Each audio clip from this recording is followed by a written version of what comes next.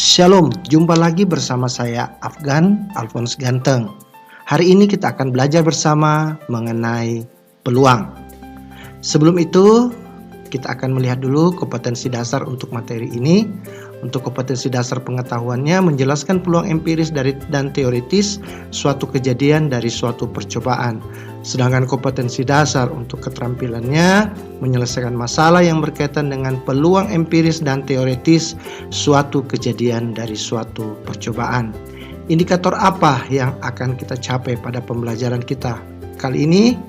Yaitu menentukan ruang sampel suatu percobaan dengan mendata titik-titik sampelnya. Lalu 392 menentukan ruang sampel suatu percobaan dengan menggunakan tabel dan diagram pohon. Apa tujuan dari pembelajaran kita kali ini? Setelah mempelajari materi ini, peserta didik dapat mengetahui ruang sampel dan titik sampel, menentukan ruang sampel dengan menggunakan tabel dan diagram pohon. Karakter apa yang akan kita capai pada pembelajaran kali ini? Yaitu kreativitas. Kreativitas dalam hal apa? Dalam menentukan ruang sampel dan titik sampel, dan kreatif dalam membuat ruang sampel dengan tabel dan diagram pohon. Sebelum kita melanjutkan mengenai peluang itu, kita melihat dulu sejarah singkat dari teori peluang. Teori peluang pertama kali diperkenalkan oleh Blaise Pascal dan Pierre de Fermat. Itu atas pertanyaan dari seorang penjudi de Marais, sehingga menyebabkan munculnya teori matematika probabilitas atau peluang dengan dirumuskannya prinsip dasar dari teori peluang tersebut. Lalu dikembangkan lagi oleh seorang matematikawan Prancis lainnya, yaitu Pierre-Simon Laplace, yang juga seorang astronom pada tahun 1812. Dia memperkenalkan sejumlah ide-ide baru dan teknik matematika dalam bukunya Theorie Analytique des Probabilités. Laplace ini menerapkan ide probabilitas atau teori peluang pada banyak masalah ilmiah dan praktis. Oke, kita lihat peta konsepnya. Kita akan mengetahui apa itu peluang. Peluang itu juga kita akan mengetahui apa itu ruang sampel, titik sampel, kejadian. Lalu kita juga menyelesaikan masalah yang berkaitan dengan peluang. Ada juga frekuensi harapan. Kejadian itu juga terbagi atas dua, yaitu peluang empiris dan peluang teoritis.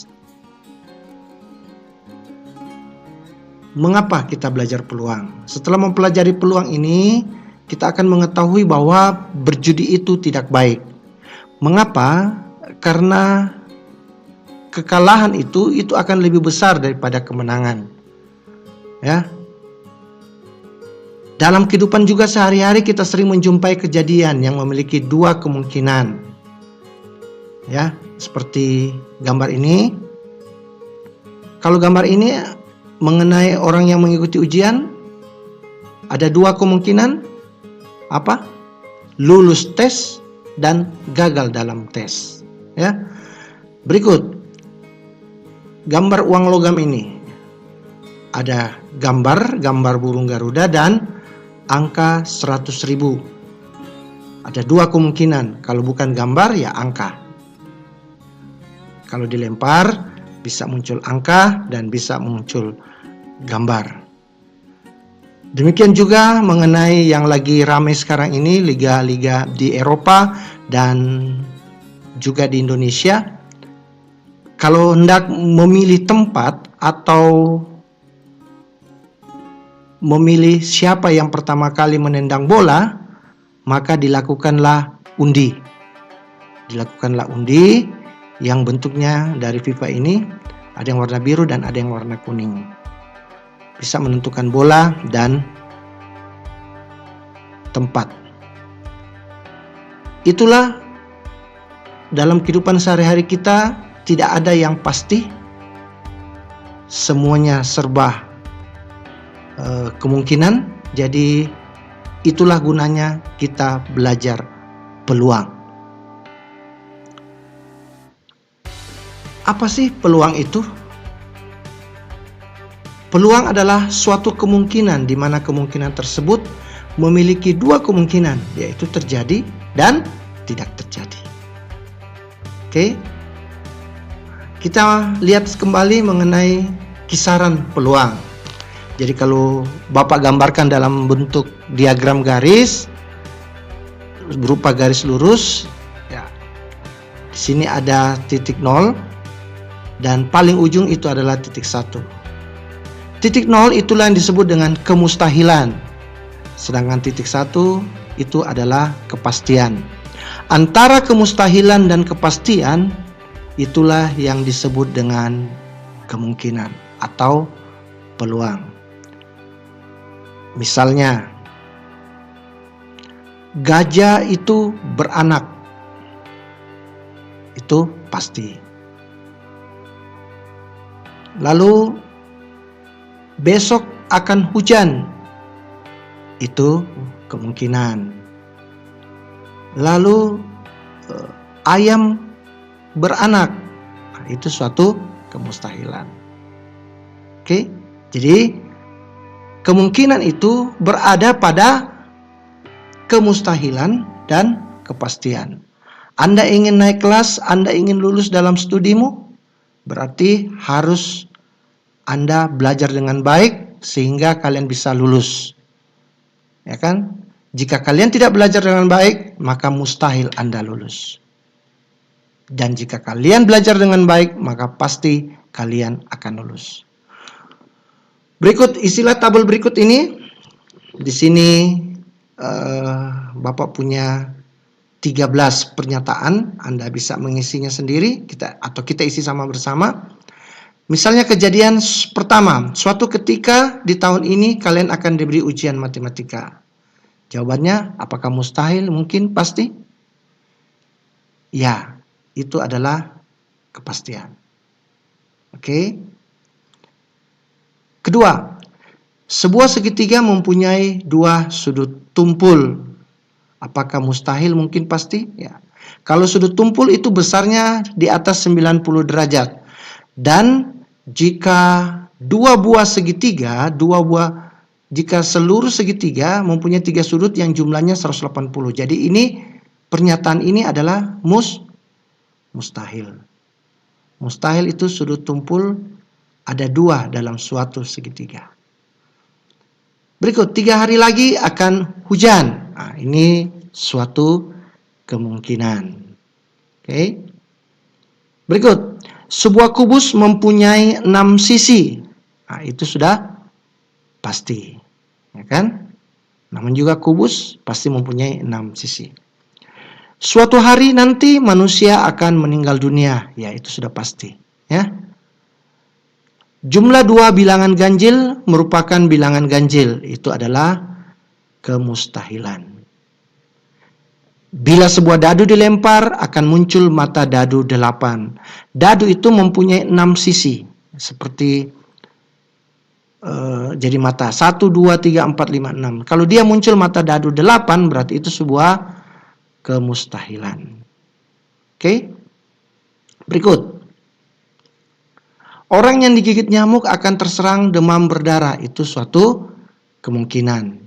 Bisa terserang demam berdarah, bisa juga tidak.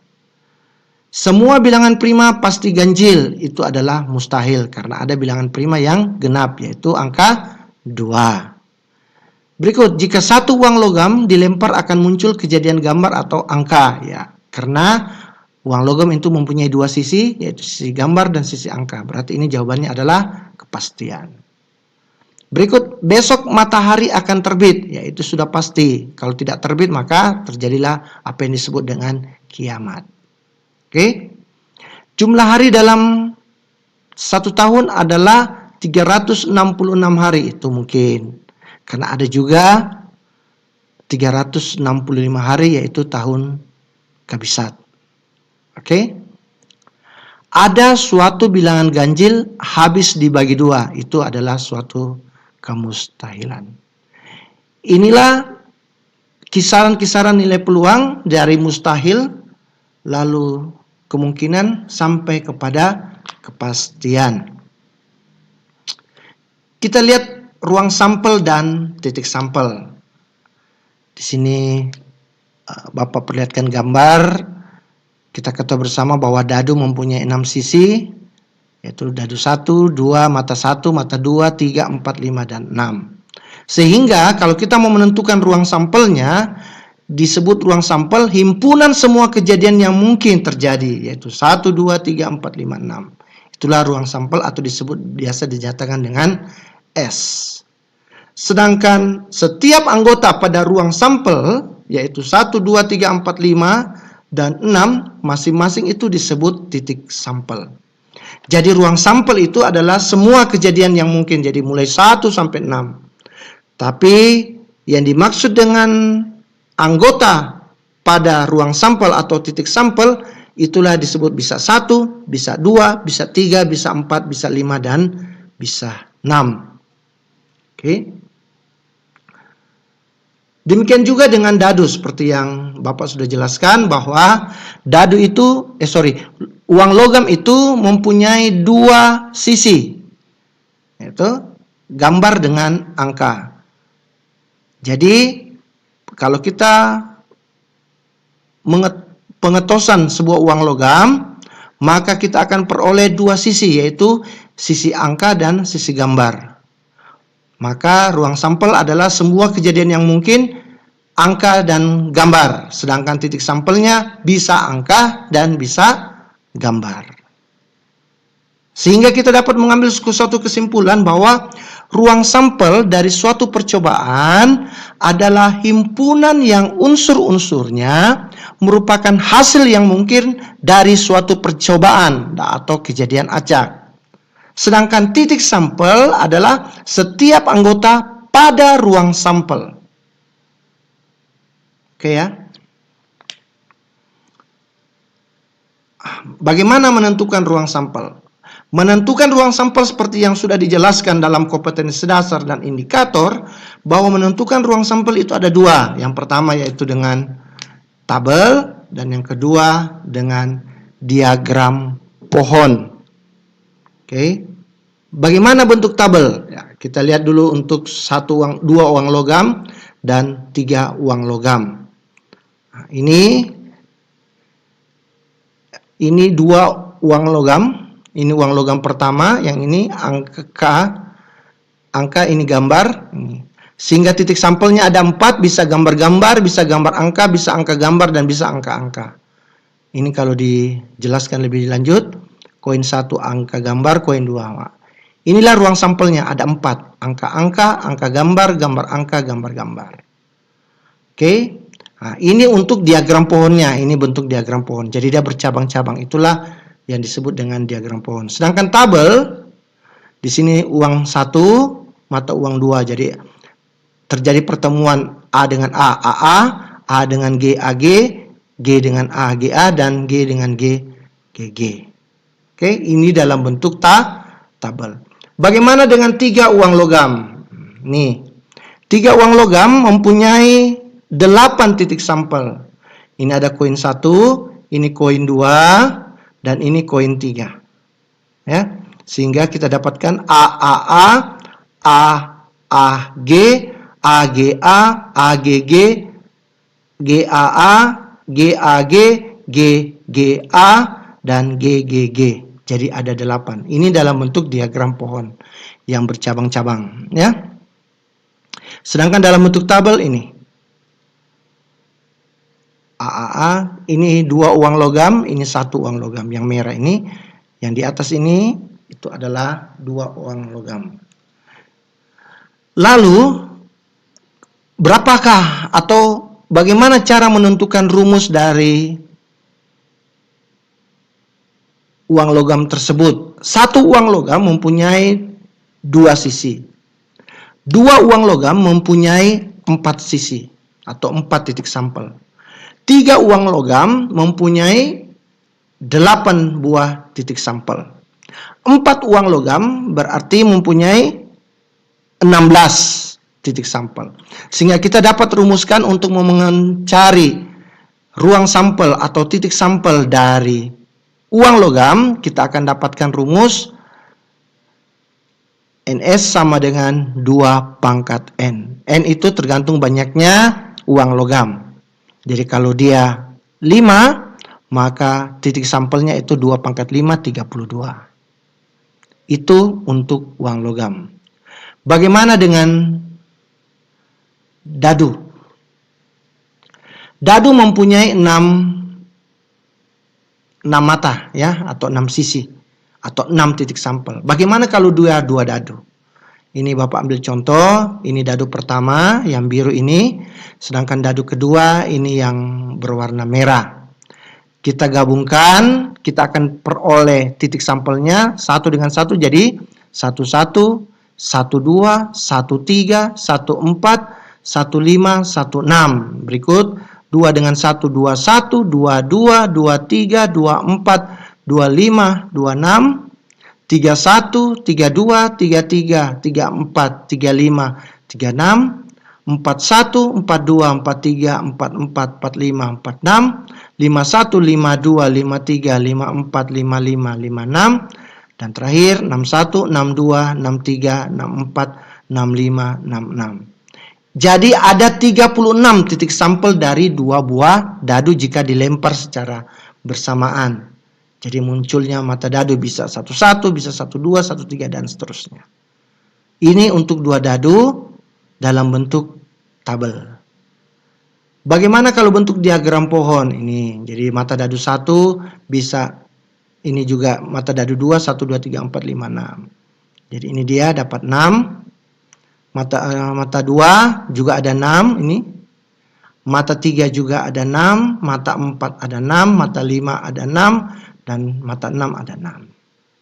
Lalu apa rumus dari dadu? Ruang sampel dari dadu. Satu dadu mempunyai 6 titik sampel. 2 dadu mempunyai 36 titik sampel. 3 buah dadu mempunyai 216 titik sampel. Sehingga kita dapat rumuskan bahwa ruang sampel untuk dadu adalah 6 pangkat N. Oke, kita lanjut. Bagaimana kalau kita kombinasi 1 dadu dan 1 uang logam? Bagaimana bentuk tabel dan diagram pohonnya? Ini yang di atas ini adalah dadu, yang di bawah ini adalah uang logam. Bisa terjadi angka 1, angka 2, angka 3, angka 4, angka 5, angka 6. Gambar 1, gambar 2, gambar 3, gambar 4, gambar 5, gambar 6. Jadi ada 12. Ini dalam bentuk tabel, ya, dalam bentuk tabel. Itu 1 dadu dan 1 uang logam. Bagaimana diagram pohonnya? Ini angka 1, 2, 3, 4, 5, 6 ini dadu. Nah, sekarang gambarnya. Gambar sama juga 1, 2, 3, 4, 5, 6. Jadi G1, G2, G3, G4, G5, G6. Bagaimana cara menentukan rumus ruang sampelnya? Kita ketahui bersama bahwa dadu mempunyai rumus apa? 6 pangkat N. Uang logam mempunyai rumus 2 pangkat N. Sehingga kita dapat merumuskan menjadi 2 pangkat N dikali dengan 6 pangkat N.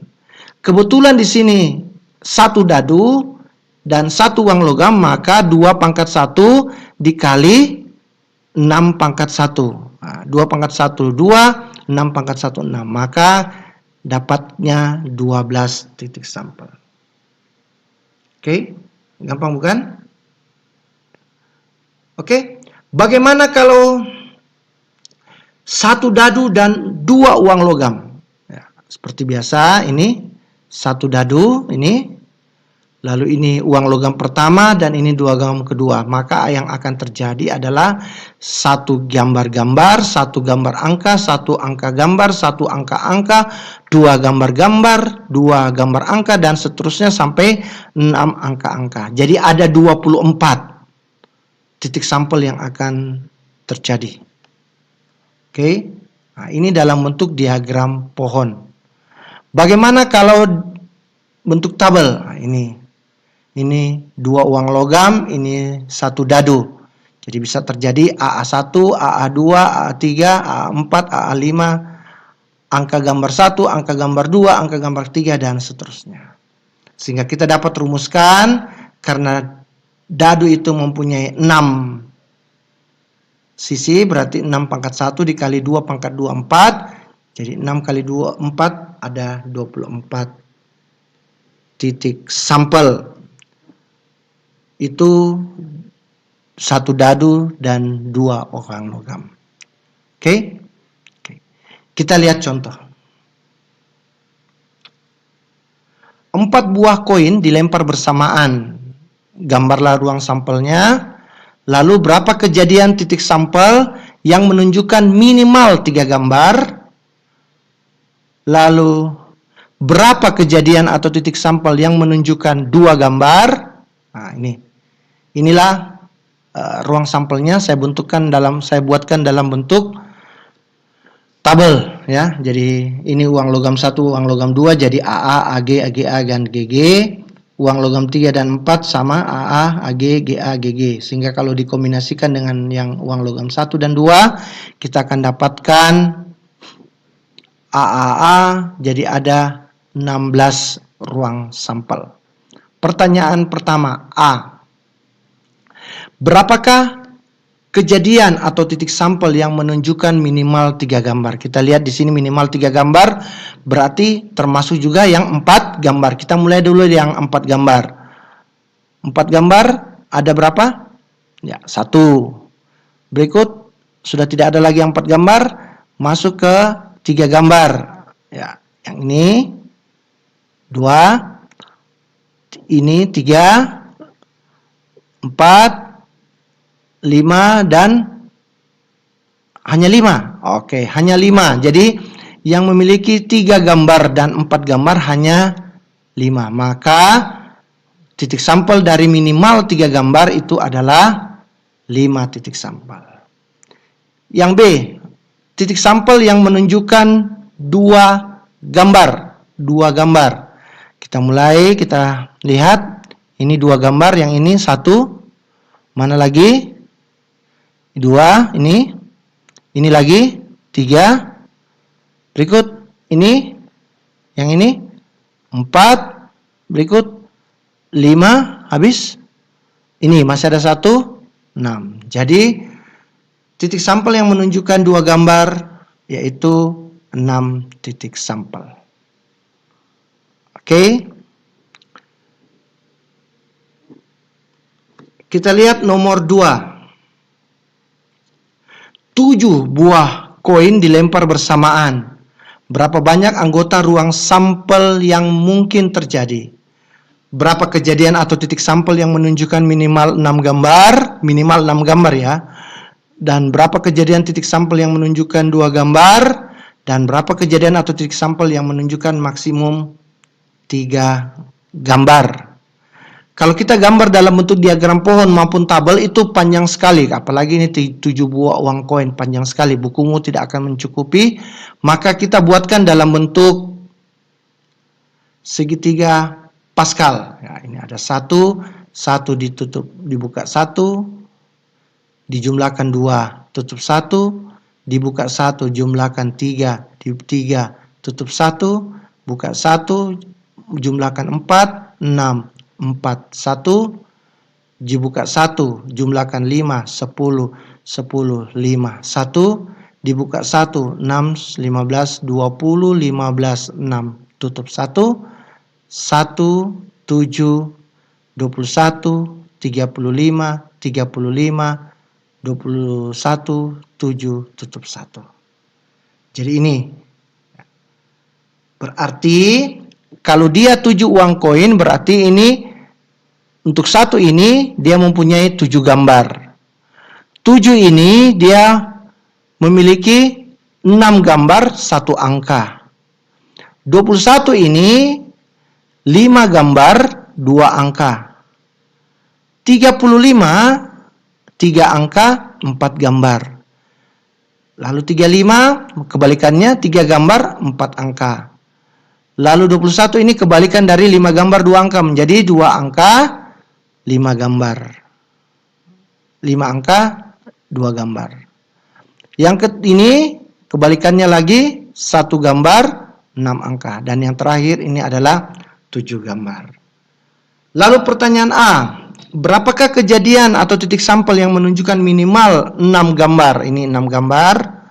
6 gambar ada 7, berarti minimal 6 ada 7. Sedangkan di sini yang ini ada 1, berarti yang minimal 67 adalah minimal 6 gambar, berarti 1 tambah 7 menjadi 8 titik sampel. Yang kedua, berapakah titik sampel yang menunjukkan 2 gambar? Ya, mana 2 gambar? Kita lihat di sini. Ini 2 gambar. Nah, ada 20, 21 titik sampel ini. Ini 2 gambar, ini 21. Sedangkan yang terakhir, titik sampel yang menunjukkan maksimum 3 gambar. Maksimum 3 gambar. Nah, ini ada 3 gambar. Ada 35. Berarti 35 ditambah 21 tambah 7. Ya. 35 tambah 21 ditambah ini. Tambah 7. Ini ya. Karena minimal. Oke. Jadi 7 tambah 21 tambah 3 jadi 63 titik sampel. Oke. Gampang bukan? Kalau kita menggunakan segitiga Pascal ini lebih mudah dibandingkan kalau kalian harus gambar. Itu banyak membutuhkan kertas, pulpen, dan waktu. Nomor 3. 2 buah dadu dilempar bersamaan. Hitunglah berapa kejadian titik sampel yang menunjukkan salah satu angka bernilai 6. Berapa kejadian titik sampel yang menunjukkan jumlah angka kurang dari 5. Ya, kita buatkan tabel ini. Ada 2 dadu seperti yang telah kita buatkan tadi. Yang bernilai, salah satunya bernilai 6. Ya, kita mulai dari sini. Ini bernilai 6. Ini 1, 2, ini juga bernilai 6. 3, 4, 5, 6. Mana lagi? Ini 1, 2, 3, 4, 5. Jadi ada 11 titik sampel. Berikut, berapa kejadian titik sampel yang menunjukkan jumlah angka kurang dari 5? Kurang dari 5. Jumlahnya ya. Kedua dadu ini kita jumlahkan. 1 tambah 1, 2. Berarti itu kurang dari 5. Berarti ini 1. 1 tambah 2 juga 3. Berarti kurang dari 5. 1 tambah 3, 4. Berarti kurang dari 5. 2 tambah 1, 3. Berarti kurang dari 5. 2 tambah 2, 4. Berarti kurang dari 5. 3 tambah 1, 4. Berarti kurang dari 5. Jadi jawabannya adalah 6 titik sampel. Oke. Contoh 4. Gambar di bawah ini menunjukkan lintasan dari titik A ke titik C melalui B. Ini.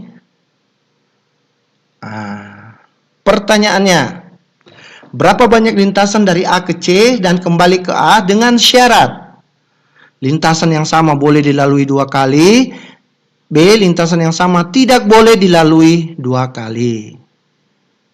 Kita jawab di sini A, B, C. Ya. Oke. Ini A ke B ada 5. Jadi A ke B ada 5 cara. Kita kalikan dengan B ke C ada 3 cara. Oke. Nah, sekarang dia kembali berarti C ke B juga 3 cara dan B ke A kita dapatkan juga 5 cara. Makanya 5 dikali 3 dikali 3 kali 5 sama dengan 25 kali 9, 225 cara. Oke, gampang bukan? Lain halnya dengan pertanyaan B. A ke B itu seperti biasa kita 5, jawabannya 5. Lalu ini B ke C itu 3. Tetapi pada saat dia kembali tidak boleh melalui jalan yang sama, berarti harus berkurang 1. Ya, ini berkurang 1, tidak akan boleh jalan kembali ke jalan yang sama, berarti tinggal 2. Jadi ini tinggal 2. C ke B. Demikian juga B ke A. Dari 5 cara ini kita akan mengurangkan 1 karena tidak boleh melalui jalan yang sama, sehingga tinggal 4. Maka kita akan peroleh 20 kali 6, 120 cara. Oke. Lanjut. Berapa banyak cara menyusun angka 1, 2, 3, 4, 5, 6, dan 7 untuk membuat bilangan yang terdiri dari 3 angka dengan syarat tidak boleh ada bilangan yang berulang, boleh ada bilangan yang berulang. Jadi 3 angka, bisa 1, 2, 3. Jadi angka ratusan ya. 1, 2, 3, 4, 5, 6, 3, 6, 7, dan sebagainya. Bagaimana caranya? Ya, kita lihat untuk bagian A. Angka pertama karena angkanya ada 7, berarti ini ratusannya 7. Sedangkan puluhannya kita kurangkan 1 menjadi 6. Karena tidak boleh ada yang berulang. Sedangkan angka satuannya itu menjadi 5. Jadi 7 kali 6 kali 5, 210 cara. Oke ya. Mengapa dikurang 1? Karena dikatakan tidak boleh ada bilangan yang berulang. Lalu yang B, boleh ada bilangan yang berulang ya, kalikan saja 7 dikali 7 kali 7 sama dengan 343. Maksudnya apa? Bisa 111, 222, 333, 444, 555, 666, 777 dan sebagainya. Oke, ada 343 cara. Oke, nomor terakhir. 4 orang laki-laki dan 3 orang perempuan, mereka akan duduk berdampingan. Berapa cara? Banyak cara mereka duduk. Ya, jadi ada 7 orang, 4 laki-laki dan 3 orang. Ya, kita gambarkan cara duduknya: laki-laki perempuan, laki-laki perempuan, laki-laki perempuan, laki-laki. Ya, ini. Ya. Kita mulai dulu dari laki-laki. Laki-laki ada berapa? 4. Ya kan? Sedangkan perempuan ada 3. Misalnya Amir, Tono, Joni, Jono. Ya. Jika di sini, maka dari 4 orang ini hanya tidak boleh duduk di tempat ini lagi. Berarti hanya harus berkurang 1. Jadi tinggal 3. Demikian juga wanita ini 3. Maka di sini tinggal 2. Oke. Lalu untuk laki-laki sini yang ada di sini itu berkurang dari 3 berkurang menjadi 2. Karena tidak mungkin Joni sudah duduk di sini, dia duduk lagi di sini. Oke. Lalu wanitanya tinggal 1 dan laki-lakinya tinggal 1. Maka banyaknya cara mereka duduk adalah 4 kali 3 kali 3 dikali 2 dikali 2. Oke. Itulah pertemuan kita hari ini. Untuk lebih memahami materi ini, kalian akan bisa lihat di Google Classroom Anda. Silakan dijawab. Dan jika kurang jelas, silakan berikan komentar dalam YouTube saya untuk perkembangan lebih lanjut lagi dan lebih baik lagi. Oke, itu saja yang Bapak sampaikan. Terima kasih atas perhatiannya. Sampai ketemu pada video selanjutnya.